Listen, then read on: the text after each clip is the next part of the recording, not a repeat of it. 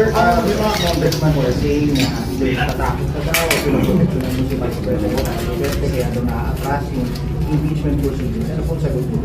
Siguro napatunayan ko na yan sa tagal ko sa pananilian sa pamahalaan na hindi ako gumagalaw at nagpapasya base sa anumang takot. Ika nga sa Biblia, do it always afraid.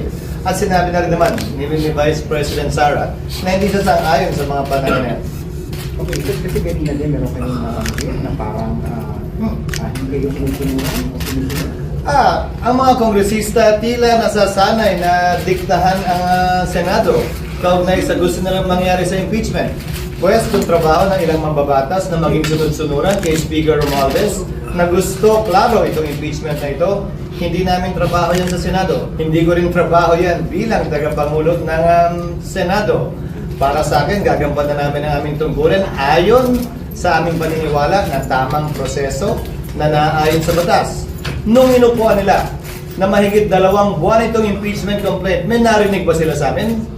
Nakalagay din sa rules nilang immediately ibibigay ng SecGen yung impeachment complaint sa Speaker.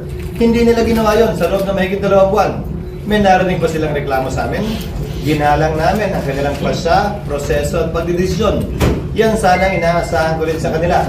Subalit maging ganun pa man, hindi ko pwede silang gawin, piliting gawin o hindi gawin ang partikular na bagay. Gayon din sila. Kung nais nila maging sunod-sunuran sa gusto ng kanilang speaker, pues hindi po namin trabaho yan. Sir, bakit sa tingin ninyo may ganong position sa speaker? What is it in? Siguro naman, klaro naman yun nung simula't-simula na wala namang magaganap at mangyayari sa Kamara, lalo na ganong karaming boto kung hindi yan silang ayunan ng speaker ng Kamara. But what would be his motive? Hindi para sa akin na sabihin yan. Siguro para din sa mga magaling sa mga political na analysis kaugnay ng kasalukuyang sitwasyon at darating na panahon. Pero klaro, ang Senado ay hindi sunod-sunuran sa Kamara kaugnay sa anumang bagay.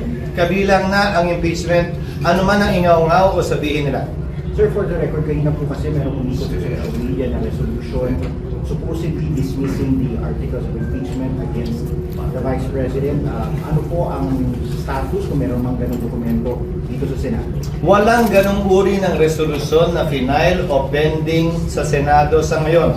Ano mang kumakalat na resolusyon na wala namang author na pinakita lamang din sa akin ng media ay ika nga mere scrap of paper unless may mag-file niyan, unless may mag-author niyan, unless pagdebatihan yan, at unless pagbotohan yan. As of last night, even this morning, tinanong ko dahil sa mga katanungan ng media, wala pong ganyang uri o parehong resolusyon na i-final o inihain sa Senado.